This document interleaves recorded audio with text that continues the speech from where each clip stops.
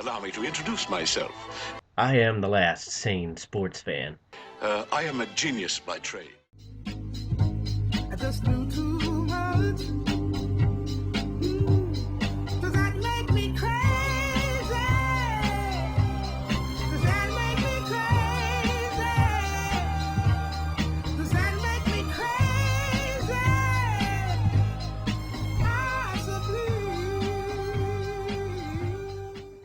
Hello, everyone, and welcome once again to The View from the Midwest. Well, let's get started. First things first, the St. Louis Rams have cleared another obstacle in terms of potentially staying in the city and getting a new stadium built. The other day, the judge ended up ruling that no new voting has to happen in terms of renewing the taxes and the going towards the new stadium.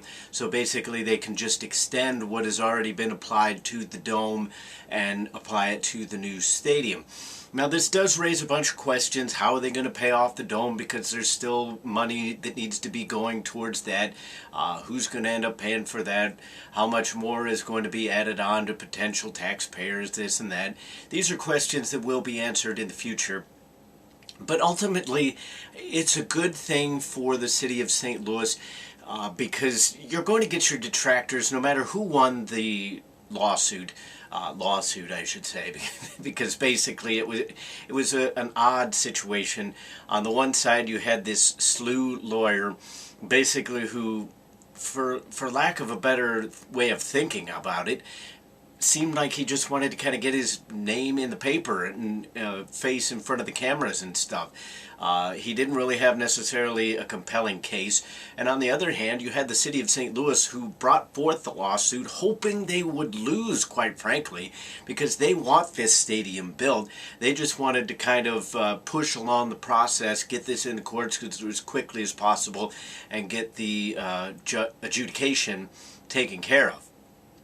Now, you're going to get your people that are just of a certain mind, and I understand where they're coming from in the grand scheme of things, but it's a little bit of a tiring argument. You're going to get your people that say, oh, well, this is terrible, and you can't have taxes and without representation, and you're going to get people that are saying, it's like, well, they should be able to vote on everything. It's like, I understand where they're coming from, but again, my point as far as this particular situation is concerned, this isn't necessarily going into your paycheck and taking money out. Yes, you will have to pay for it eventually, obviously, but mostly this is sales taxes and those sorts of things, that hotel taxes, all that kind of stuff, to where your average person isn't going to notice it. It's not a situation to where you are going to be earning $10 an hour at your job and all of a sudden you're only making $8.50 because they're taxing that much out of it. You're going to be paying when you go to the restaurants, when you go to hotels, when you go to bars, stuff like that. But ultimately, you were going to spend that money anyway, so it might as well go to something that you'll actually enjoy and something that could potentially benefit the city. I mean, there's studies done on both sides as to how much an NFL venue or any kind of sporting venue really helps out a city's economy. I still am on the side of maybe it doesn't help the city itself, but it helps the businesses there. It helps the restaurants. It helps the bars. It helps people who need jobs on a seasonal basis and those kind of things. So to me, this is still a good thing. Whether or not the Rams stay or not is still a little bit up in the air. I am still of the opinion that Stan Kroenke is going to have to take this to court if he wants to truly leave, because ultimately it's just seeming like there's too much information about the owners and how much they want to help out the ownership of the San Diego Chargers, and how their owner has tried everything that he can in San Diego with absolutely nothing coming out of it. People are going to say, well, the Rams should have stayed in Los Angeles to begin with, and Georgia Frontiere shouldn't have moved them. Listen, I understand where you're coming from. St. Louis has had a football team taken away from them by an owner who really didn't put up all that much of a fight, despite the city not necessarily wanting to help out at the time either. But ultimately, LA is going to get a team. That much is clear out of this whole situation. In the future, LA is going to have a professional football team, but I just don't think it's going to be the St. Louis Rams unless Stan Kroenke is just absolutely hell-bent on going through every single opportunity that is available to him, as far as even making the entire ownership of the NFL mad. I think this is a good step for the St. Louis Rams staying, and obviously as a soccer fan as well, I think this is a good potential move for an MLS team to maybe come to the city in the future as well. Next topic I want to talk about, Sam Bradford is apparently on the cusp of signing an extension with the Philadelphia Eagles.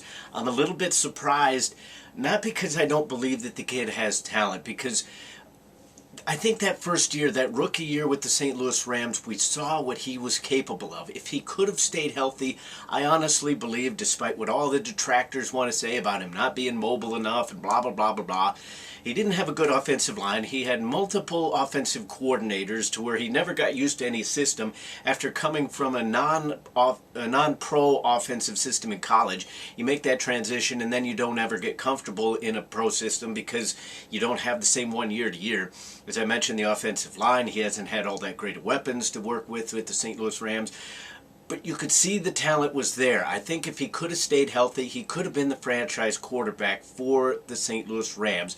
But ultimately, injuries shortened his career with this team. Maybe he can go to the East Coast and do something. I don't think he's mobile enough to really be the kind of piece that Chip Kelly wants, which makes it all the more interesting that Philadelphia wants to sign him to a contract extension. The kid is talented. I think he can be a good quarterback in the league. I'm just surprised, given his injury history, to where he basically has gone down for at least a game or two every season, I believe, that they're already thinking, well, let's give him an extension. A lot of that ultimately depends on how much you're going to give him guaranteed. If you keep the guaranteed money low and then just give him an extension, then obviously you're putting yourself in a good position, because the less guaranteed money you give, the easier it is to cut him when he gets injured, which sadly I think will be the case. Sticking with the NFL, there was a kid, his name's Sanders, formerly of the Jacksonville Jaguars, just got suspended 10 games for violating the league's substance abuse policy for a second time. He had already gotten suspended 4 games last season. I'm a little bit tired. I love the NFL. Everybody out there really likes pro football. Well, I shouldn't say everybody, but the majority of people out there like professional football.